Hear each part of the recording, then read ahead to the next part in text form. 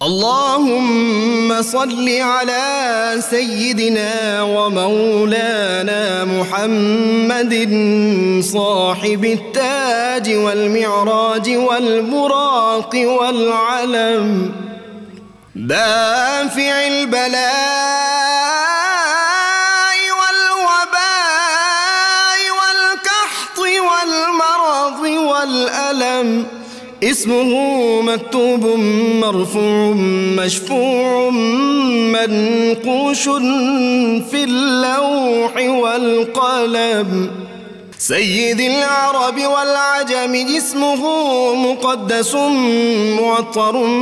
مطهر منور في البيت والحرم شمس الضحى بدر الدجى صدر العلا نور الهدى كهف الورى مصباح الظلم جميل الشيم شفيع الأمم صاحب الجود والكرم والله عاصمه وجبريل خادمه والبراك مركبه والمعراج سفره وفوق سدرة المنتهى مقامه وقاب قوسين مطلوبه والمطلوب مقصوده والمقصود موجود سيد المرسلين خاتم النبيين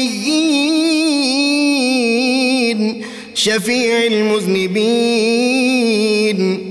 أنيس الغريبين رحمة للعالمين راحة العاشقين مراد المشتاقين شمس العارفين سراج السالكين مصباح المقربين محب الفقراء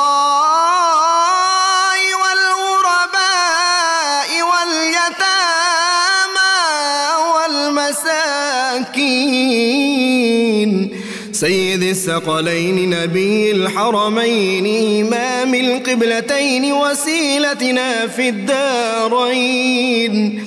صاحب قاب قوسين محبوب رب المشرقين ورب المغربين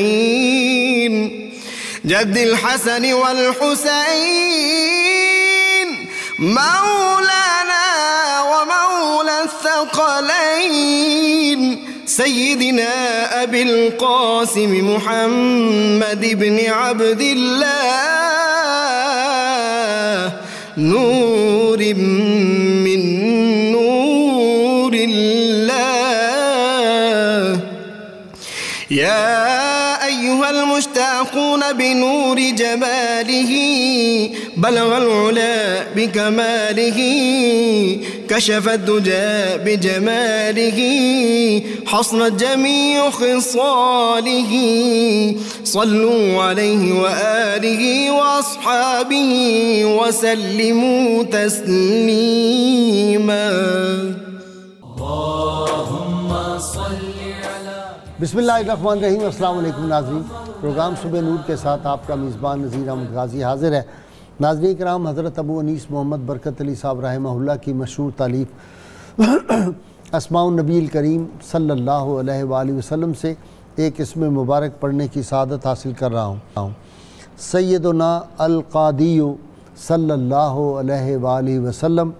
ہمارے سردار فیصلہ فرمانے والے، درود و سلام بھیجے اللہ آپ صلی اللہ علیہ وسلم، آپ کی آل پاک اور آپ کے صحابہ کرام پر۔ ام المومنین سیدہ عائشہ صدیقہ طیبہ رضی اللہ عنہا سے روایت ہے کہ قبیلہ بنو مخزوم کی فاطمہ نامی عورت نے چوری کی تو حضور نبی کریم صلی اللہ علیہ وسلم نے اس پر حد جاری کرنے کا حکم ارشاد فرمایا۔ قریش کے چند لوگوں نے باہمی مشورہ سے حضرت اسامہ رضی اللہ عنہ کو حضور نبی کریم صلی اللہ علیہ وسلم کی بارگاہ اقدس میں سفارش کے لیے بھیجا۔ چنانچہ حضرت اسامہ رضی اللہ عنہ نے آپ کی بارگاہ اقدس میں گزارش کی تو رسول اللہ صلی اللہ علیہ وآلہ وسلم نے فرمایا کیا تو اللہ کی حدود میں سے ایک حد کے بارے میں سفارش کرتا ہے؟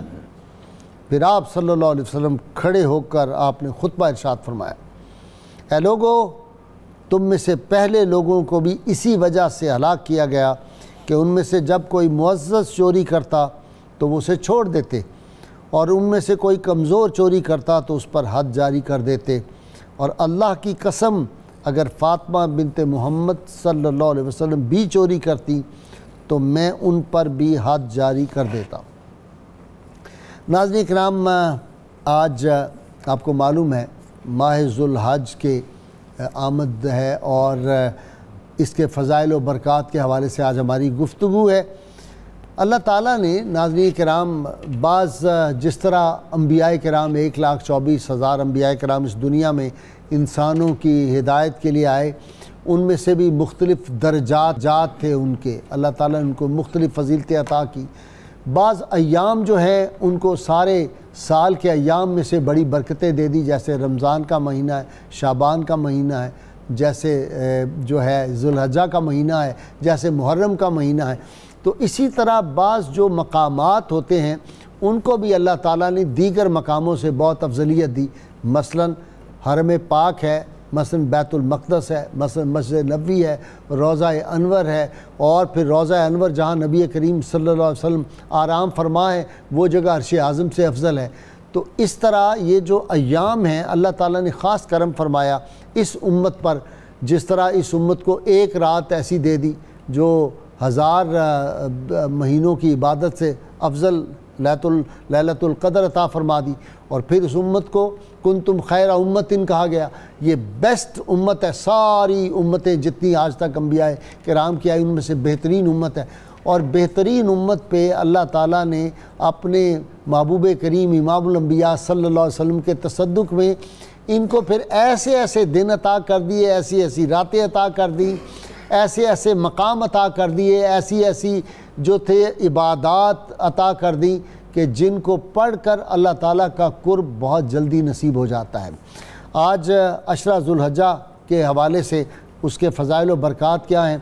اس پہ گفتگو کرنے کے لیے میرے ساتھ ناظرین کرام شریک محفل ہیں، مشہور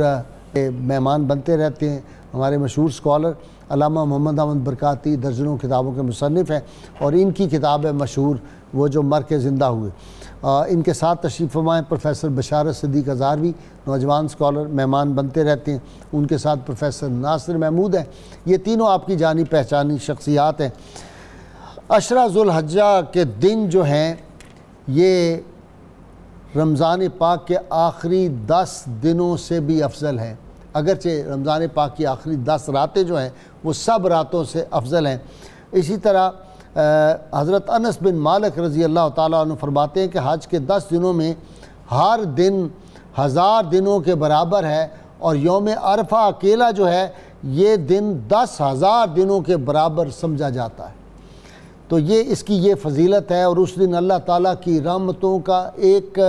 جو بے پایاں کلزم جاری ہوتا ہے جو میدان عرفہ میں لوگ ہوتے ہیں۔ رسول اللہ صلی اللہ علیہ وسلم فرمایا دنیا کے افضل ترین ایام جو ہیں یہ ذوالحجہ کے ابتدائی 10 دن ہیں، اور پھر ارشاد فرمایا جو آدمی یوم عرفہ کا روزہ رکھتا ہے اس کے گزشتہ اور آئندہ سال کے گناہوں کا کفارہ ادا ہو جاتا ہے۔ ناظرین کرام، اللہ کریم نے اپنے حبیب مکرم صلی اللہ علیہ وسلم کی امت پہ نبی عالمین صلی اللہ علیہ وسلم کے تصدق میں اتنی کرم فرمائیاں کی ہیں، اور خاص طور پہ یہ جو 10 دن ہیں ان میں جو شیطان کی حالت ہوتی ہے وہ اپنے سر میں خاک ڈال رہا ہوتا ہے، پیٹ رہا ہوتا ہے، رو رہا ہوتا ہے، وہ کہتا ہے سارے سال کی میری جو محنت تھی اپنے چیلوں میں بیٹھ کے کہتا ہے وہ تو ساری ضائع ہو گئی، اور یہ لوگ جو تھے یہ تو اپنے گناہ بخشوا کے چلے گئے، کیونکہ ارشاد ہے اللہ کے محبوب صلی اللہ علیہ وسلم کا ان الحج یغسل الذنوب کما یغسل الماء الدنس، حج تو گناہوں کو اس طرح دھو ڈالتا ہے جس طرح پانی اور صابن میل کو دھو دیتا ہے۔ اور آدمی جب حج کر کے واپس آتا ہے یوم عرفہ سے جب واپس آتا ہے منا مزدلفہ ہو کے، تو پھر کیفیت یہ ہوتی ہے بالکل وہی کیفیت جیسے آج ماں کے پیٹ سے پیدا ہوا ہے۔ تو آج ماہ ذوالحج کے فضائل و برکات کی گفتگو کا آغاز میں کر رہا ہوں علامہ محمد احمد برکاتی سے۔ جی علامہ صاحب، اس ماہ مبارک کے فضائل۔ بسم اللہ الرحمن الرحیم۔ الحج اشہر معلومات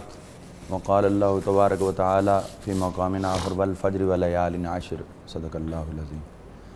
غازی صاحب، ماہ ذی الحج شریف جو ہے وہ اپنے نام سے ہی اپنی عظمت کو ظاہر کر رہا ہے، اور ذو الحج کا معنی ہے حج والا،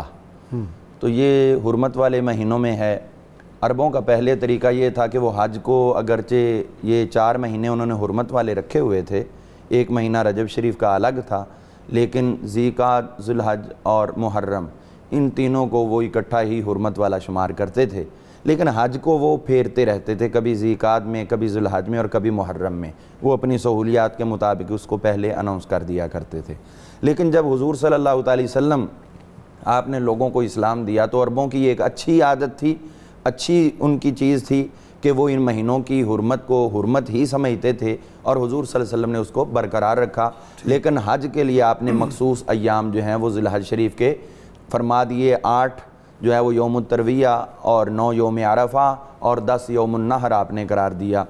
تو ماہ ذی الحج شریف جو ہے اس کے حوالے سے اللہ کریم نے فرمایا الحج اشہر معلومات، حج کے مہینے جو ہیں وہ لوگوں کو معلوم ہیں، اور یہ یہاں پر لفظ جو ہے اشہر کا بولا ہے، شہر کا نہیں بولا، یعنی اللہ نے بھی ایک مہینے کی بات نہیں کی بلکہ جمع کا لفظ بولا ان کی زبان کے مطابق۔ اب اس کے بعد جب یہ ذی الحج شریف ہے تو اس کی اہمیت اللہ نے دوسرے مقام پر ظاہر فرمائی، والفجر ولیال عشر، قسم ہے مجھے فجر کے وقت کی اور ان 10 راتوں کی ذی الحج شریف کی جو پہلی ہیں۔ اب اس کے اندر فجر کون سی ہے؟ فجر میں اس پہ عرض کرتا ہوں، شیخ اسماعیل حقی رحمۃ اللہ علیہ نے حضرت سہل رضی اللہ عنہ کا اس میں ایک قول پیش کیا ہے جو لطف سے خالی نہیں ہوگا پیش کرنا۔ وہ فرماتے ہیں کہ اصل میں فجر تو ہے وہی فجر جس کو اللہ نے کہا ہے، لیکن ہم فجر کیا سمجھتے ہیں؟ وہ فرماتے ہیں محمد صلی اللہ علیہ وسلم منہ تفجرت الانوار، فجر سے مراد تو حضور کا چہرہ ہے جس سے انوار پھوٹتے رہتے ہیں۔ اور پھر آگے آپ فرماتے ہیں ولیال عشر، اور جو لیال عشر ہیں اس سے مراد تم راتیں نہ سمجھو بلکہ اس سے مراد حضور کے عشرہ مبشرہ صحابہ اکرام ہیں۔ اچھا، تو اللہ تعالیٰ یہاں پر حضور کے چہرہ کی اور حضور کے غلاموں کی قسم میں نے سمجھا یہاں زلف پاک کی ذکر ہوگا کہ زلفوں کا ذکر ہے۔ ہاں، واللیل سے زلفیں بھی ہیں مراد، اس میں کوئی شک والی بات نہیں ہے، درست ہے، چونکہ قرآن کی دوسری آیت تائید کرتی ہے۔ 8 کو شروع ہوگا 13 تک چلتا ہے جی، وہ ایام تشریق میں یہ شامل ہو جاتے ہیں، 9 کی فجر سے شروع ہو کر یوم الترویہ 8 کو کہتے ہیں، اس لیے 8 کو تو زور کے وقت پہنچ جانا ہے نا بنا میں۔ جی، یوم الترویہ اس لیے کہتے ہیں کہ اس دن جو ہے وہ اس دور میں لوگ اپنے اونٹوں کو اچھی طرح خوب سیراب کر لیا کرتے تھے تاکہ اگلے دن پانی کی حاجت نہ رہے۔ تو اس کے بعد جو ہے وہ اگلا دن یوم عرفہ آ جاتا ہے جس دن یہ لوگ جمع ہوتے ہیں۔ اب بھی اس دور میں خطبہ ہوتا ہے، وہاں پر لوگ پہنچتے ہیں، اگرچہ خطبہ سننا حج کے فرائض میں سے نہیں ہے لیکن وہاں پر جمع ہونا اور وہ وقت ظہر اور عصر کا گزارنا وہ لازم اور ضروری ہے۔ اور اگلا دن یوم النحر کا آگے، اور یہ تمام ایام تشریق جو ہیں وہ شمار کیے جاتے ہیں۔ اور حضور صلی اللہ علیہ وسلم نے جب مکہ فتح فرمایا تو اہل مکہ کو حضور صلی اللہ علیہ وسلم نے یہ بات ازبر کروائی۔ آپ نے فرمایا کہ اللہ نے تم لوگوں کو اس مقدس مہینے کے ساتھ خصوصی طور پر عزت بخشی ہے کہ پوری دنیا اب تمہاری مہمان بن رہی ہے۔ واہ واہ، واقعی جی پوری دنیا سے پروفیسر بشارت کھچے لوگ آ رہے ہیں۔ جی، بسم اللہ الرحمن الرحیم۔ غازی صاحب، یہ ماہ ذی الحج بڑی رحمتوں اور برکتوں والا مہینہ ہے اور اسلامی سال کا آخری مہینہ ہے۔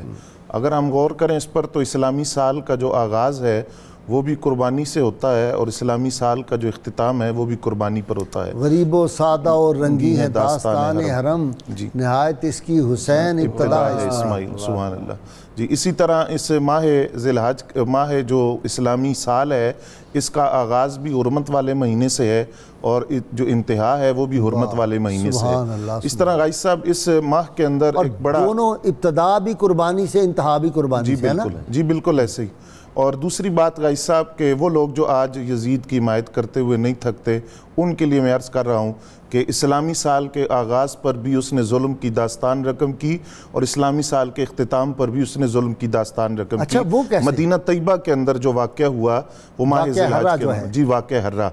تو یہ دیکھیے ذی الحجہ میں، جی ذی الحجہ کے اندر۔ اچھا، اب یہ دیکھیے کہ اسلامی سال کا آغاز اور اختتام دونوں پر اس کے ظلم کی داستان موجود ہے، اور ادھر نواس رسول کی قربانی ہے اور ادھر ابراہیم علیہ السلام کے لخت جگر کی قربانی ہے۔ تو یہ اسلامی سال، شیطان حملہ آور ہو رہا ہے جی آخر میں، ادھر جو ہے یزید حملہ آور ہو رہا ہے۔ جی بالکل۔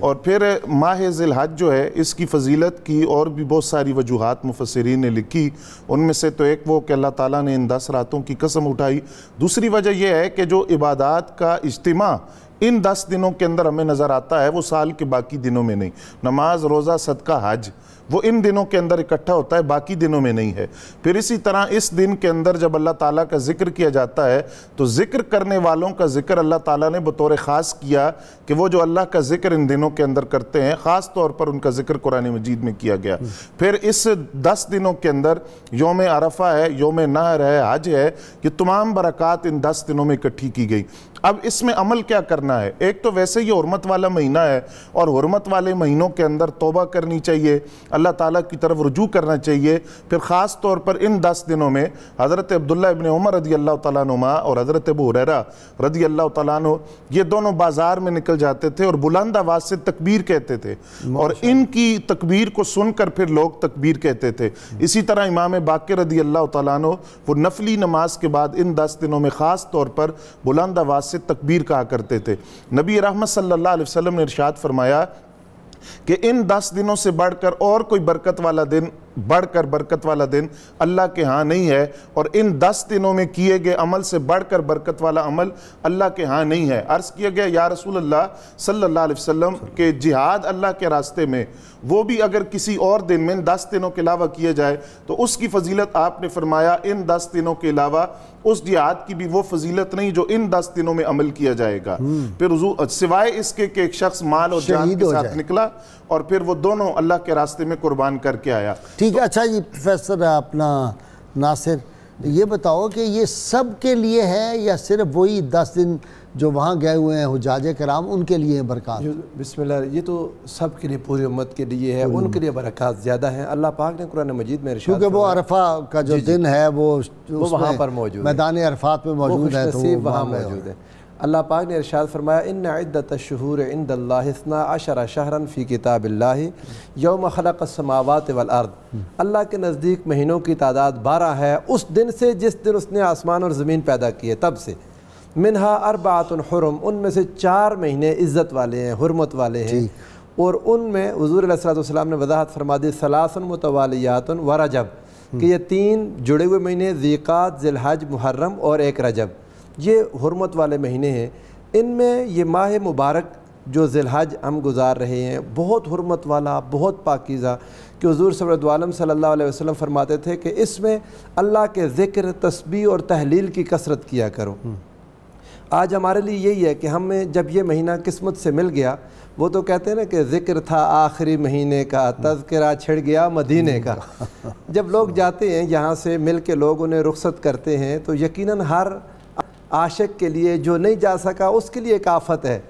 کہ یہ لوگ مجھے چھوڑ کے بارگاہ مصطفیٰ میں اللہ کے گھر میں جا رہے ہیں اور میں نہیں جا پا رہا۔ جب مدینے کا مسافر کوئی پا جاتا ہوں، حسرت آتی ہے وہ چلا میں رہا جاتا ہوں۔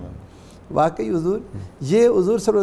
اللہ علیہ وسلم کی بارگاہ میں اور اللہ کے گھر میں مہمانی کا مہینہ ہے۔ اللہ پاک ہم سب کو حاضری کی توفیق عطا فرمایا، ہمارے ناظرین، ہمارے سامعین،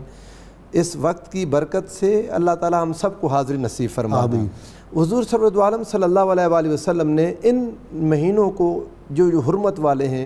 عبادات کے لحاظ سے بھی بہت پسند فرمایا، دعا کے لیے بھی، استغفار کے لیے، سو لازم ہے کہ ان مہینوں میں زیادہ کثرت کی جائے۔ اب یہاں پر ایک سوال ہوا جب حضور صلی اللہ علیہ وسلم کا ارشاد آیا کہ ما من ایام اعظم عند اللہ، ان دنوں سے بڑے دن اللہ کے نزدیک کوئی بھی نہیں ہے، تو علماء اور محدثین نے اس پر گفتگو کی تو انہوں نے کیا پھر جو آخری عشرہ رمضان ہے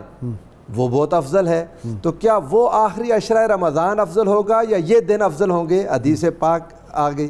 تو اس پر علماء نے بڑی لمبی گفتگو کی، محدثین کے ہاں بڑی اس پر گفتگو ہے، مگر جو اس پر انہوں نے نکالا، ان دونوں کے درمیان تطبیق کا راستہ نکالا، انہوں نے کہا رمضان کی راتیں افضل ہیں، ذی الحج کے دن افضل ہیں۔ شیخ عبدالحق محدث دہلوی رحمۃ اللہ نے یہ بات کی ہے، انہوں نے کہا رمضان کی راتوں میں لیلۃ القدر آتی ہے، اس وجہ سے وہ افضل ہیں، اور ذی الحج کے دنوں میں یوم الترویہ ہے، یوم عرفہ ہے، یوم نحر ہے، ایام التشریق ہیں، تو اس وجہ سے ذی الحج کے ایام افضل ہیں۔ ان میں حضور سرورد عالم صلی اللہ علیہ وآلہ وسلم نے فرمایا اللہ پاک ملائکہ کے سامنے ان اللہ تعالی یباہی للملائکہ، اللہ ملائکہ کے سامنے فخر کرتا ہے ان لوگوں پر، فرماتا لوگوں دیکھو کس طرح اپنے سروں پر داڑھی کپڑوں پر گرد و غبار لیے میری بارگاہ میں حاضر ہیں، دعا کر رہے ہیں اللہ پاک ایک عرفہ کے دن حضور نے ارشاد فرمایا اتنے لوگوں کو معاف کر دیتا ہے کہ باقی سارے سال میں اتنے لوگ معاف نہیں ہوتے،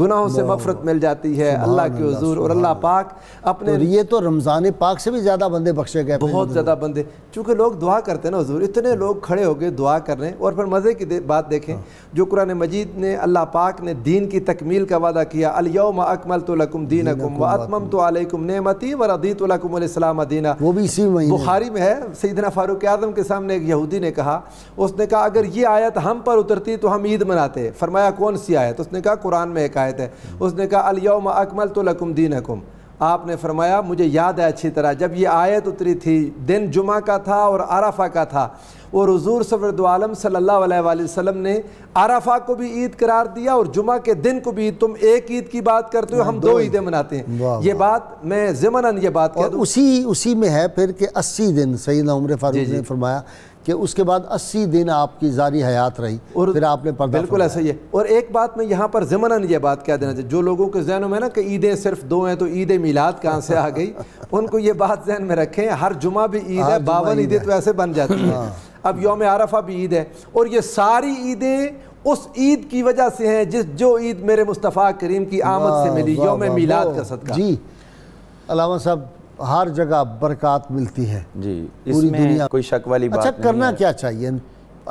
جو لوگ وہاں ہیں ان کی تو سمجھ آتی ہے کہ وہ تسبیح و تحلیل میں ہر وقت مصروف ہیں اور جو ہے تسبیحات پڑھ رہے ہیں، عبادت نوافل صدقہ خیرات کر رہے ہیں، سارے ایک ہی لباس پہنا ہوا ہے، یہاں والے کیا کریں؟ جی ادھر والوں کے لیے بھی ایک نمبر تو یہ ہے کہ وہ قربانی کا اہتمام کریں، ٹھیک ہے، جانور خریدیں، اس کی خدمت کریں۔ اور امام جلال الدین سیوطی رحمۃ اللہ علیہ نے ایک حدیث پاک بیان فرمائی ہے، وہ فرماتے ہیں کہ جس گھر کے اندر قربانی کا جانور رکھا جاتا ہے اور قربان کیا جاتا ہے تو وہ گھر جو ہے وہ خود دعا دیتا ہے کہ جیسے تم نے مجھ میں قربانی کا جانور رکھ کر مجھے برکت دی ہے، اللہ تم لوگوں کو بھی برکت عطا فرمائے۔ اچھا، اور پھر فرماتے ہیں کہ جب جس گھر کے اندر قربانی نہیں کی جاتی تو وہ گھر ان کے لیے بد دعا کرتا ہے، جیسے تم نے مجھے خیر و برکت سے محروم رکھا اللہ تمہیں بھی خیر و برکت سے محروم رکھے۔ تو جو لوگ قربانی کی استطاعت رکھتے ہیں اور پھر بھی نہیں کرتے تو یہ ان کے لیے وعید ہے، جو استطاعت نہیں رکھتے وہ تو اس سے بری و ذمہ ہے۔ اور اسی طرح ایک بزرگ جو ہیں ان کا جو جدید لوگ آج کل کرتے ہیں کچھ نئے آئیڈیاز پیش کرنا کہ جن کا جنون ہوتا ہے وہ قربانی کی ضرورت ہی پیسے دے دیں۔ جی، تو ایک بزرگ کا ایسا ہی ایک واقعہ ہے کہ وہ یوں کیا کرتے تھے کہ وہ پیسے خرچ کیا کرتے تھے جو قربانی کے ہوتے تھے، لوگوں میں خیرات کر دیتے تھے۔ تو اس حوالے سے جب لوگوں نے کہا بھی آپ قربانی کرو، انہوں نے کہا کسی کی جان لینے کی کیا ضرورت ہے، مجھ پہ قربانی واجب ہے، جتنے پیسے مجھے لازم ہوتے ہیں میں تو وہ خرچ کر دیتا ہوں، تو میں ایک جان کیوں لوں کسی کی۔ تو بہرحال ایک دفعہ رات کو وہ آرام کرنے لگے تو ان کو نظر آیا جیسے قیامت کا منظر ہے، اور پل صراط سے گزرنا پڑا تو دیکھا کہ بہت سے لوگ سواریوں پہ سوار ہو کے گزر رہے ہیں اور ان کو کوئی سواری نہیں مل رہی اور بڑے تھکے ماندے گزر رہے ہیں اور لگ رہا ہے جیسے میں اس کو نہیں کراس کر پاؤں گا۔ تو پھر پوچھنے لگے بھی اتنے لوگوں کو سواری ملی ہے کیا وجہ ہے؟ تو انہوں نے بتایا کہ یہ وہ لوگ ہیں جو دنیا میں قربانیاں کیا کرتے تھے۔ تو یہ کہنے لگے قربانی تو میں بھی پیش کرتا تھا، جو پیسے تھے میں خرچ کیا کرتا تھا۔ تو انہوں نے کہا تم پیسے خرچ کرتے تھے، قربانی کا جانور ذبح نہیں کیا کرتے تھے۔ اب اس بات میں ہم لوگوں کے لیے یہ فکر ہے کہ ہم صرف اور صرف قربانی نہ کریں اور اس قربانی کی انتہا کو بھی حاصل کریں، اور وہ یہ انتہا ہے کہ وہ جو حضور نے فرمایا جانور خریدو، فربا ہو، خوبصورت ہو، پیارا ہو، قیمتی ہو، جو تمہیں خود کو اچھا لگے اللہ کو بھی وہ اچھا لگے گا۔ اب ان ایام کے اندر آپ دیکھیے تاریخ عالم کے اندر تاریخ اسلام میں کتنے اہم ترین باتیں وقوع پذیر ہوئی ہیں، جس طرح مواخات مدینہ یہ اسی ماہ مقدس کے اندر ہوا، ماہ ذی الحج شریف کے اندر حضور صلی اللہ علیہ وسلم نے مواخات فرمائی، اور حضرت مولا علی المرتضیٰ شیر خدا کرم اللہ تعالی وجہ الکریم کو بھی اپنا بھائی آپ نے اسی مقدس مہینے کے اندر ہی قرار دیا۔ اسی طرح اس مہینے کے اندر اگر ہم دیکھتے ہیں حضرت سیدنا داؤد علیہ السلام کو جو اللہ نے خصوصی طور پر استغفار عطا فرمائی تھی وہ بھی اسی مہینے میں عطا فرمائی تھی۔ حضرت مولا علی مرتضیٰ شیر خدا کرم اللہ وجہ الکریم کا جو انگوٹھی نماز کے دوران خیرات کرنے کا واقعہ ہے وہ بھی اسی ماہ مقدس کے اندر ہے۔ اور پھر اگر ہم اس کو دیکھیں حضرت سیدنا عثمان غنی رضی اللہ عنہ کی شہادت بھی اسی ماہ مقدس میں ہے، حضرت مولا علی مرتضیٰ شیر خدا کی خلافت کی ابتدا بھی اسی ماہ مقدس میں ہے۔ تو یہ مہینہ ہمہ جہت اوصاف رکھتا ہے۔ اور ابھی جو حدیث پاک علامہ صاحب بیان فرمائی کہ اللہ تعالیٰ جو ہے وہ خصوصیت سے، یہ کس کو علامہ آپ نے بنا دیا؟ یہ بشارت صاحب کو؟ دونوں ہی علامہ ہیں جی، علامہ ہونے میں شک تو نہیں۔ پروفیسر ہیں، علامہ آپ ہی ہیں۔ میں اس لیے ایک دم پریشان ہو گیا ہوں کہ علامہ اور علامہ کون ہے؟ چلیں آپ کی حسن نظر ہے، سب علم کے جو ہے نا وہ آپ طالب کے ہیں، چھوٹے بھائی ہیں نا یہ، اس لیے الحمدللہ بھائی ہمارے جی۔ تو اس میں ایک حدیث پاک میں اس کو مزید تشریح کے ساتھ دوسرے مقام سے پیش کرنا چاہوں گا، جو اللہ تعالیٰ نے، جو سرکار نے فرمایا کہ اے حاجیو عرفہ کے دن اللہ تعالیٰ تم پر خصوصی طور پر فخر فرماتا ہے، ان اللہ یباہی بکم یوم العرفہ، اللہ یوم عرفہ کو خصوصی طور پر تم پہ فخر فرماتا ہے۔ حضرت سیدنا عمر فاروق رضی اللہ عنہ آ رہے تھے آپ کی خدمت میں، وہاں خیمہ لگا ہوا تھا، تو سرکار مسکرانے لگے، تو عرض کی حضور آپ کیسے مجھے دیکھ کے مسکرائے؟ فرمایا آج کی شام اللہ تعالیٰ ان حاجیوں پہ فخر فرماتا ہے اور خاص طور پر تم پہ فخر فرما رہا۔ واہ، تو یہ جی اس کی وجہ یہ ہے کہ حضرت عمر فاروق رضی اللہ عنہ وہاں پر صرف ارکان حج نہیں ادا فرما رہے تھے بلکہ وہاں پر گشت کر رہے تھے، چکر لگا رہے تھے، جس کو جو چیز طلب ہوتی تھی وہ اس کو دیکھا زیادہ، اس کی محنت کر کے اس کو دلوا دی، کسی کا ادھر ان کا خیال فرما رہے تھے، خدمت خلق۔ اس سے یہ بھی پتہ چلا کہ ان ایام میں جو لوگ وہاں پہ ہیں ان کو چاہیے کہ جو نوجوان ہیں وہ بزرگوں کی، معذوروں کی خاص طور پہ خدمت کریں، ان کے حج کا اور ثواب بڑھ جائے گا۔ مجھے بریک لینی ہے ناظرین کرام، بہت مختصر سی بریک، اور ظاہر ہے کچھ حجاج کرام چلے گئے ہیں، کچھ ابھی جا رہے ہیں، تیاریاں کر رہے ہیں گھروں میں، تو جو باہر ہیں وہ بھی مجھے وہاں سے اطلاع آتی ہے اللہ کے فضل سے۔ 92 چینل جو ہے یہ مکہ مکرمہ میں بھی ہوٹلوں میں دیکھا جا رہا ہے، مدینہ منورہ میں بھی ہوٹلوں میں دیکھا جا رہا ہے، تو ان کے لیے بڑی مفید معلومات ہیں، اور جو یہاں ہیں ان کے لیے یہ ایام جو ہیں یہ کھیل تماشے میں نہیں ہم نے ضائع کرنے، ان کے ایک ایک لمحہ قیمتی ہے، زندگیوں کا حاصل ہے، اس پہ بڑی توجہ کرنی ہے ہم نے۔ ہمارے ساتھ ویلکم بیک ناظرین کرام۔ جی بشارت، وہ بیچارہ تو اس کو کہنا چاہیے خبیث ابلیس کیوں پریشان ہوتا ہے، سر میں خاک ڈالتا ہے، روتا ہے، اپنے مختلف اجتماعات لگاتا ہے، اپنے چیلے چانٹوں کو دنیا بھر سے بلاتا ہے، پاکستان سے بھی کچھ کو بلاتا ہوگا، ان کے سامنے بڑا روتا ہے۔ وہ جو کہتے تھے کہ جی 5 وقت جہالت کی یونیورسٹیاں کھلتی ہیں، اور ان میں وہ بھی شامل ہو گئے جو کہتے تھے کہ نبی کریم صلی اللہ علیہ وسلم کے گستاخوں کے ساتھ ہم بڑا محبت کا سلوک کرتے، تو یہ سارے اسی ٹولے کے ہوں گے نا۔ غازی صاحب آپ دیکھیں کہ یہ یوم عرفہ کے حوالے سے فرمایا گیا کہ اس دن شیطان جو ہے بہت غضبناک ہوتا ہے، ایک طرف تو وہ اللہ تعالیٰ کی رحمت کا نزول دیکھتا ہے، اور دوسری طرف وہ جو حجاج وہاں اکٹھے ہیں ان کے گناہوں سے صرف نظر دیکھتا ہے، تو بہت پریشان ہو کر وہ میدان عرفات سے باہر نکلتا ہے۔ آپ دیکھیے کہ وہ کتنا ایک روح پرور منظر ہوتا ہے کہ سب کا لباس ایک ہے، اس وقت بولی ایک ہے، مختلف علاقوں سے آئے ہیں، زبان بھی جی زبان سب کی اس وقت ایک ہی ہے، ایک ہی لباس ہے، ایک ہی رنگ میں رنگے ہوئے ہیں۔ حضور نبی رحمت صلی اللہ علیہ وسلم نے ایک خدا کو ماننے والے، ایک رسول کو ماننے والے، ایک کعبہ کے متوالے، ایک قرآن کے فرزانے، وہ سارے اتنی مشترک چیزیں ان سب کی، کمال ہو گیا۔ نبی رحمت صلی اللہ علیہ وسلم نے فرمایا کہ اس دن وہ بندہ جو میدان عرفات سے نکلا اور اس شک میں پڑا رہا کہ پتہ نہیں میری بخشش ہوئی یا نہیں ہوئی، فرمایا اس کے گناہگار ہونے کے لیے یہی بات کافی ہے کہ اس کو یقین نہیں آ رہا کہ میری بخشش ہوئی یا نہیں ہوئی، اس دن بخشش یقینی ہے۔ جو میدان عرفات میں گیا وہ بخشا گیا۔ اسی لیے ایک بزرگ فرماتے ہیں کہ ایک شخص کی تھیلی وہاں رہ گئی میدان عرفات میں،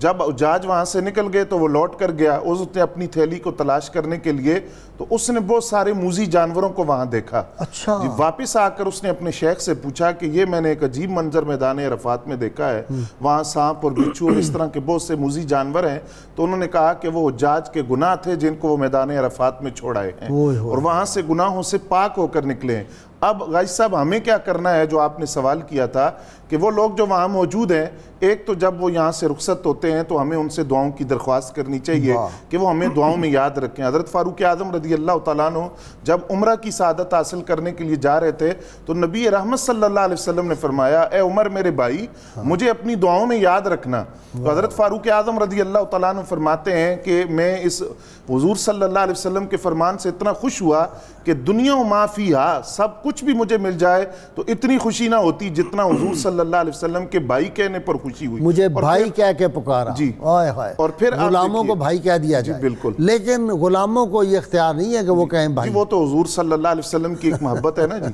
اور پھر دوسری بات یہ ہے کہ امام نواسہ رسول امام حسن مجتبی رضی اللہ تعالیٰ عنہ آپ کے پاس ابو ہارون اور ان کے ایک ساتھی حاضر ہوئے کہ ہم حج پر جا رہے ہیں، تو آپ کے پاس حاضر ہوئے ملنے کے لیے، تو آپ نے 4,000 دینار کی تھیلیاں ان کو بطور تحفہ پیش کی۔ انہوں نے عرض کیا کہ اے نواسہ رسول، ہمیں تو اس کی حاجت نہیں ہے، تو ہمیں اللہ تعالیٰ نے مالی طاقت دی ہے۔ تو آپ نے فرمایا کہ میں یہ کوئی تمہاری مدد نہیں کر رہا، میں تو تمہیں تحفہ دے رہا ہوں، اس سے زیادہ طاقت ہوتی تو میں تمہیں عطا کرتا۔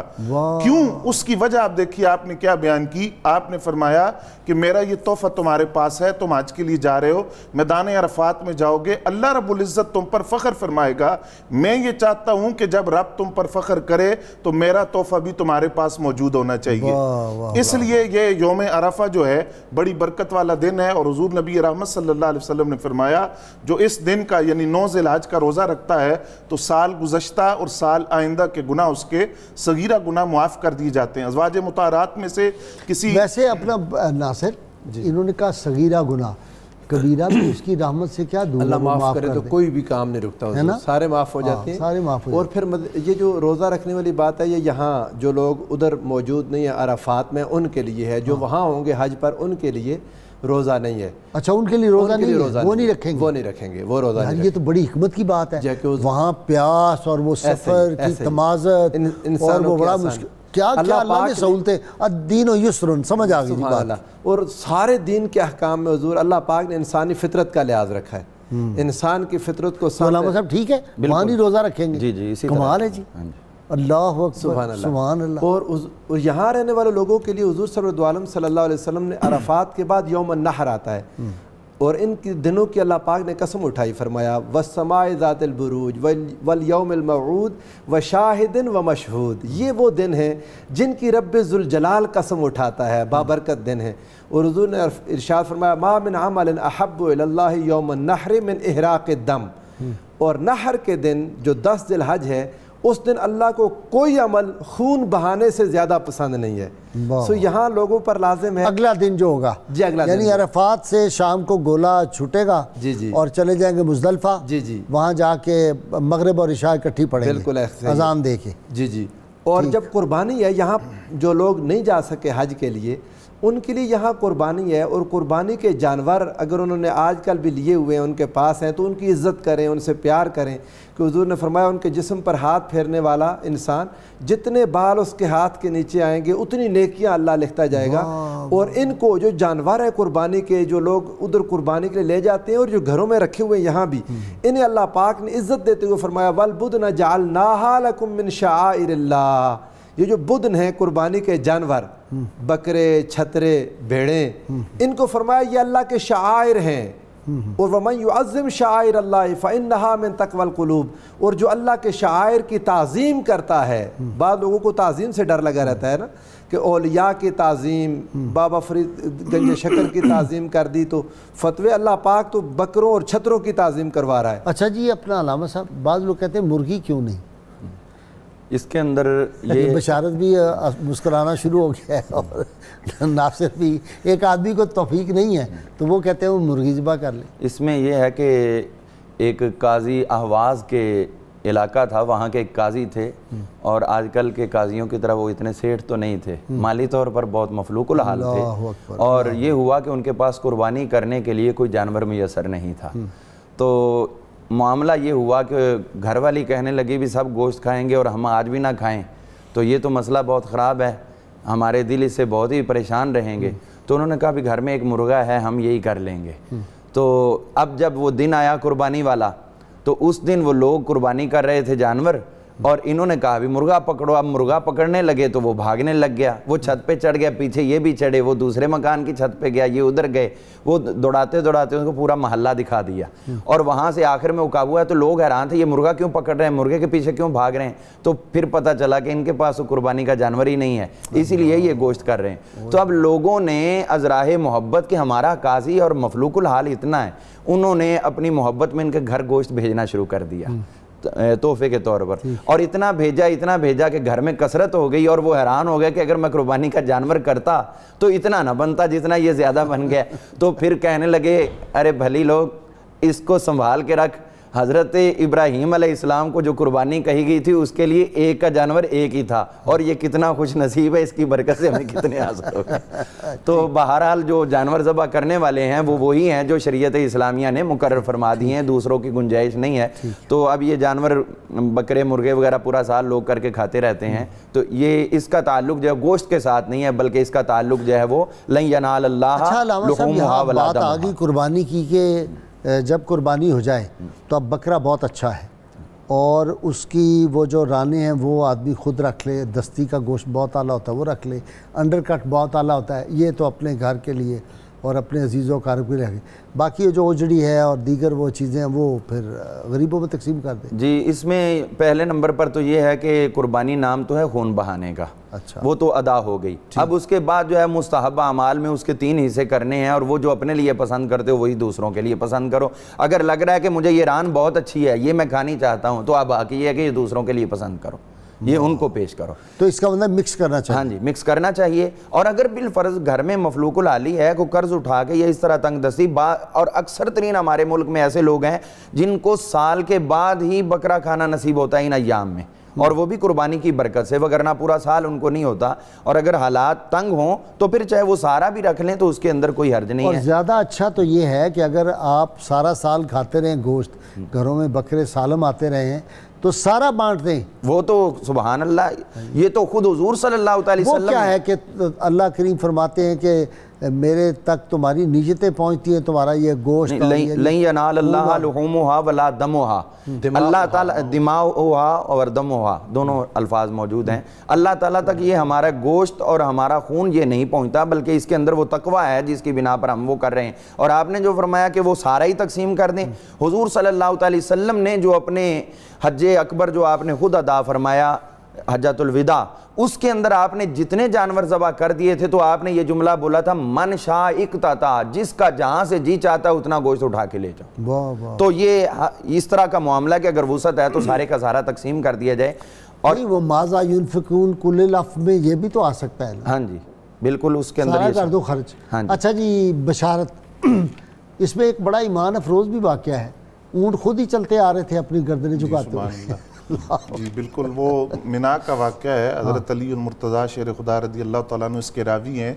کہ 63 اونٹ جو تھے وہ حضور نبی رحمت صلی اللہ علیہ وسلم نے اپنے ہاتھ سے نہر کیے. اور اس صورتحال یہ تھی کہ جب چھری حضور صلی اللہ علیہ وسلم کے دست مبارک میں آئی تو ایک اونٹ دوسرے اونٹ کو دھکیل کر خود رسول اللہ صلی اللہ علیہ وسلم کے قدموں میں حاضر ہو رہا تھا. وہ ہے جی شعر یاد, ہم آہوان سہرا سر خود نہادہ برکف. نہیں وہ ذہن. اچھا جی, تو اسی طرح اس کا مفہوم یہ ہے کہ جب جنگل کے ہرنوں نے سنا کہ آپ صلی اللہ علیہ وسلم آج ادھر آنے لگے ہیں شکار کے لیے, تو سب نے اپنی اپنی گردنیں جو تھی اپنی ہتھیلیوں پہ رکھی اور وہ جا کے پیش کر رہے تھے. یہ فارسی کا شعر ہے. عجب کیا گر مہو پرویں میرے نخچیر ہو جائیں, عجب کیا گر مہو پرویں میرے نخچیر ہو جائیں, کہ بر فطرہ کے دولت بستم سر خدرا. کہ یہ جو چاند سورج ستارے یہ میرے غلام ہو جائیں تو اس پہ حیرانگی نہ ہو, کیونکہ ہم نے اپنا جو سر ہے وہ رسول اللہ صلی اللہ علیہ وسلم کے شکار بند کے اندر باندھ دیا ہے. ہم نے اپنا سر اس بارگاہ میں جو ان کے سامنے جھک گیا, پھر ساری کائنات اس کے سامنے جھک جاتی. جی غازی صاحب, اس میں ایک بات جو آپ نے بھی فرمایا کہ قربانی جو ہے وہ غرباء کے لیے سارا گوشت تقسیم کرنے کی, تو یہ بات ہمیں ذہن میں رکھنی چاہیے کہ نبی رحمت صلی اللہ علیہ وسلم اپنی امت کے ان غرباء کی طرف سے قربانی فرماتے رہے جو قربانی کی طاقت نہیں رکھتے، یعنی اپنی امت کے غرباء اور فقراء کو نہیں بھولے۔ تو آج وہ لوگ جو طاقت رکھتے ہیں اور حیثیت رکھتے ہیں تو ان کو چاہیے کہ وہ نبی رحمت صلی اللہ علیہ وسلم کے نام پر بھی قربانی کرے، پھر اگر طاقت ہو تو اہل بیت کرام صحابہ کرام کی طرف سے بھی قربانی کرتے رہے۔ ہمیں تو جی اللہ نے توفیق دی، جو بیسٹ ہمارے ہاں بکرا ہوتا ہے نا، جو سب سے اعلیٰ ہوتا ہے نمبر 1، وہ سرکار کی بارگاہ میں پیش کیا جاتا ہے، اس کے بعد دوسروں کے لیے ہوتی ہے۔ پھر دوسری بات غازی صاحب یہ ہے اچھا والدین کے لیے بھی کرنی چاہیے، یہ بھی ذرا لوگوں کو بتا دیں۔ بالکل کر سکتے اتنے امیر ہوتے ہیں وہ کہتے ہیں ابا جی اماں جی چلے گئے قبروں میں، اپنی کرنی ضروری ہے حضور، بعض لوگ والدین کی کرتے ہیں اپنی چھوڑ دیتے ہیں، اپنی کرنی چاہیے کر کے پھر کسی اور۔ پہلے جو ان کے ذمہ واجب ہے اس کو ادا کریں، اس کے بعد اگر طاقت ہو تو دیگر افراد کی طرف سے بھی۔ پھر غازی صاحب اس میں یہ بات جس طرح ناصر صاحب نے فرمایا کہ وہ شاعر اللہ میں سے ہیں، تو ہم دیکھتے ہیں کہ جیسے ہی ذی الحج کے دن شروع ہوتے ہیں بازاروں میں جانوروں کو لے کر لوگ نکل آتے ہیں، تنگ کرتے ہیں، دوڑ لگواتے ہیں، تو اس بات کا خیال رکھنا چاہیے کہ یہ کوئی عام جانور نہیں ہے۔ پھر اس میں یہ بات وہ جو ہاتھ کے ساتھ وہ اس کو دمبے کو ساتھ وہ ٹکریں لگواتے ہیں اور آپس میں لڑواتے ہیں ان کو، جی لڑواتے ہیں، بعض اوقات لوگوں کو نقصان پہنچنے کا اندیشہ ہوتا ہے، جانور بھاگ جاتا ہے، تو ان چیزوں کا خیال کرنا چاہیے۔ پھر اس میں ایک وضاحت میں یوم عرفہ کا جو روزہ ہے اس کے حوالے سے یہ عرض کرنا چاہوں گا کہ اختلاف مطالعے کی وجہ سے یہاں 9 ذی الحج جو ہے وہ آج کے ایک دن بعد یہاں ہمارے ہوتا ہے، ہمارے لیے وہی یوم عرفہ ہے، ہم نے روزہ اس دن رکھنا ہے۔ یہ اکثر لوگ پوچھتے ہیں، تو 9 ذی الحج کی ہم نے تاریخ دیکھنی ہے، جس دن وہ تاریخ ہوگی اس دن ہم اپنے ملک کے حساب سے، اپنے ملک کے حساب سے اس دن ہم روزہ رکھیں گے۔ پھر اس کے ساتھ ایک اور بات یہ کہ جو بات آپ نے فرمائی مرغی کے حوالے سے، تو اصل اس ساری باتوں کا تو ایک مختصر جواب یہ ہے کہ عقل قرباں کن بپیش مصطفیٰ صلی اللہ علیہ وسلم۔ جہاں حضور صلی اللہ علیہ وسلم کا حکم آ جائے وہاں اپنی عقل کے گھوڑے نہیں دوڑائے جاتے، حکم رسول صلی اللہ علیہ وسلم کو دیکھا جاتا ہے۔ آج ہم نے بعد نام نے آپ نے منع کر دیا، گھوڑا نہیں ذبح ہو سکتا، گدھا نہیں ذبح ہو سکتا، جی بالکل، تو لیکن ہم تو کر رہے ہیں گدھے ذبح، جی غازی صاحب وہ قربانی پہ نہیں، ویسے ہوٹلوں میں تو کر رہے ہیں۔ جی بالکل، وہ اللہ تعالیٰ کے اچھا آپ کو ایک لطیفہ بھی یہاں سنا دوں دلچسپ۔ میں ابھی بستی ابو القاسم گیا تھا، جہاں امام حسن علیہ السلام کی اولاد پاک، آپ کے پوتے پوتیاں صاحبزادی کا بھی قبریں وہاں پہ۔ یہ مدینہ منورہ سے کوئی 70 میل دور، اندر پھر پہاڑوں کے جانا پڑتا ہے، 20-25 میل دور وہاں۔ اتنے گدھے کہ شمار ہی نہیں ہو سکتے، ہر طرف پھر رہے ہیں گدھے۔ میں نے کہا یہ کیا وجہ ہے؟ انہوں نے کہا جی کہ یہ اس لیے کہ اب سواریاں ہر ایک کے پاس آ گئیں، گدھے کی ضرورت نہیں رہی ان کو، تو یہ گدھے ویسے لوگوں نے چھوڑے ہوئے، وہ خود ہی پیدا ہوتے رہتے ہیں، آگے چلتے رہتا ہے۔ اونٹ البتہ چونکہ وہ بہت پیار کرتے ہیں عرب اونٹ سے، اونٹ وہ رکھتے ہیں، ان کا خیال بھی رکھتے ہیں، پالتے ہیں، سب کچھ کرتے ہیں، ان کو ذبح بھی کرتے ہیں، تو گدھے بالکل۔ میں نے کہا شکر کریں پاکستان کے لوگ وہ نہیں پہنچ گئے، ورنہ موجیں لگ جائیں۔ ہزاروں کی تعداد میں جی گدھے گدھے۔ جی غازی صاحب اس میں یہی بات عرض کرنا چاہ رہا تھا کہ جہاں کچھ نام نہاد جو مذہبی اسکالر ہیں انہوں نے تو یہ بھی کہا کہ یہ قربانی کا فلسفہ ہمیں سمجھ نہیں آتا کہ سال بعد اتنے جانوروں کا خون بہایا جاتا ہے، ان کی نسلیں ختم ہو جائیں گی اور جانور اس طرح ناپید ہو جائیں گے۔ یہ تو اللہ تعالیٰ کی حکمت ہے، اس کا حکم ہے۔ آپ دیکھیں کہ وہی جانور جو ہم کروڑوں کی تعداد میں ذبح ہوتے ہیں، سال بعد کبھی ہم نے یہ نہیں سنا کہ اس سال منڈی کے اندر اس جانور کی کمی ہے۔ یہ تو اللہ تعالیٰ کی حکمت ہے کہ وہ جانور اسی تعداد میں سال بعد منڈی کے اندر موجود ہوتا ہے۔ پھر اللہ تعالیٰ نے اس قربانی کے ساتھ کتنے لوگوں کا روزگار وابستہ کر رکھا ہے جو حلال طریقے سے اپنی کمائی کرتے ہیں، جو جانوروں کو منڈیوں میں لاتے ہیں، بیچتے ہیں، ان کے چمڑے سے اشیاء بنتی ہیں، جو جوتے بنتے ہیں، جو جیکٹیں بنتی ہیں، جو دیگر بیگ بنتے ہیں، آپ کے کتنی چیزیں اور کتنی انڈسٹریز سے وابستہ ہے، پھر وہ غریب جن کو گوشت اسی دن ہی ملنا ہے۔ بالکل، تو جو اسلامی عبادات ہیں ان کا جو فلسفہ اور جو حکمت ہے، ہماری عقلوں کی وہاں رسائی نہیں ہے، تو اس لیے اپنی عقل کے گھوڑے دوڑانے کی بجائے جو اللہ اور اس کے رسول کا حکم ہے اس کو ماننا چاہیے اور اس کو پیش نظر رکھنا چاہیے۔ پھر یہ بات بھی ہے کہ اسلام کے اندر جو خوشی کا تصور ہے اس کو عبادت کے ساتھ جوڑا گیا ہے۔ آپ وہاں عید الفطر میں بھی دیکھیے کہ عید الفطر کو ماہ رمضان کے روزوں سے جوڑا گیا ہے، اور یہاں بھی آپ دیکھیے کہ عید الاضحیٰ کی جو خوشی ہم مناتے ہیں اس کا تعلق جوڑا گیا ہے قربانی کے ساتھ، قربانی کی عبادت عبادت کے ساتھ، اور پھر خوشی کے اندر بھی یہ تصور دیا گیا کہ بحیثیت مسلمان اس خوشی کے اندر معاشرے کے ان افراد کو جو مالی طور پر کمزور ہیں ان کو ہم اس خوشی کے اندر شریک کریں گے۔ عید الفطر پر فطرانے کی صورت کے اندر اور قربانی کے موقع پر گوشت کی تقسیم کے صورت کے اندر، اگرچہ یہ بات ٹھیک ہے کہ سارا گوشت وہ خود بھی رکھ سکتا ہے، لیکن سنت نبی یہ ہے کہ 3 حصے اس کے بنائے، ایک حصہ عزیز و قارب کو دے، ایک خود رکھے اور ایک معاشرے کے جو غرباء اور افضل ترین یہ ہے کہ سب کچھ تقسیم کر دیں۔ ویسے تو لفظ اگر قربانی کے لفظ پر غور کریں نا، اگر کسی انسان کے پاس 1000 روپے ہوں وہ 10 دے دے تو یہ قربانی نہیں بنتی۔ قربانی تو ہے یہ کہ جو چیز خود کو ضرورت ہو دوسرے کو دے دے۔ مثلا اگر 2 سیٹیں ہیں، ایک پر میں بیٹھ گیا، ایک پر پروفیسر صاحب کو بٹھا دوں، تو یہ قربانی نہیں ہے۔ قربانی یہ ہے کہ ایک ہی ہو تو بندہ دوسرے کو دے دے۔ اگر جذبہ قربانی دیکھا جائے تو حضور علیہ السلام نے قربانی کا بیان یوں کیا، فرمایا ضحوا فإن هذه سنت ابیکم ابراہیم، قربانی کرو کہ یہ تمہارے باپ حضرت ابراہیم علیہ السلام کی سنت ہے۔ انہوں نے تو اپنا پیارا بیٹا ذبح کرنے کے لیے چھری اس کے گردن پر رکھ دی تھی۔ تو قربانی یہ ہے حضور سب سے بنیاد، یہ جانوروں کا جو رحم اور یہ لوگوں میں چیزیں آ رہی ہیں، یہ نہیں ہے، انسان کے اندر جذبہ قربانی پیدا کرنا۔ میں تو بعض اوقات نا احباب ناراض بھی ہو جاتے ہیں، بعض وہ کہتے ہیں جی آپ نے گوشت نہیں بھیجا۔ میں نے کہا آپ خود قربانی کریں، آپ کے ہاں کیسا گوشت بھیجا جائے؟ اور یہ بات ہے، ہم ان کو بھیجیں گے جو بیچارے غریب ہیں، مفلوق الحال ہیں، جنہوں نے سارا سال کبھی ملا نہیں۔ معاملہ یہ ہے انسان میں قربانی کا جذبہ پیدا ہو جائے تاکہ سارا سال قربانی دیتا رہے۔ بہت اچھا، کبھی اپنے آرام کی قربانی، کبھی اپنی راحت کی قربانی، کبھی اپنی خوشیوں کی قربانی، والدین کے لیے قربانی، بہن بھائیوں کے لیے قربانی، کبھی زمین۔ یہ جذبہ پیدا کرنے کے لیے اصل قربانی کا مقصد یہ ہے تاکہ انسان میں جذبہ قربانی، جس کے بغیر معاشرہ قائم ہی نہیں رہ سکتا، جس قربانی کے بغیر گھر قائم نہیں رہ سکتا، اللہ پاک وہ جذبہ پیدا کرنے کے لیے انسانوں کو کہتے ہیں کہ جب چھری چلانے لگو تو یہ تصور رکھو کہ تم بھی اپنی اولاد، اپنے والدین، اپنے بہن بھائی، اپنی انانیت، اپنی محبتیں ساری کی ساری اللہ پر قربان کر دو۔ میں نے ایک صوفی سے یہ بھی سنا تھا کہ زمین کو خون آپ اگر اس طرح نہیں دیں گے، یہ جانوروں کا قربانی کا خون نہیں دیں گے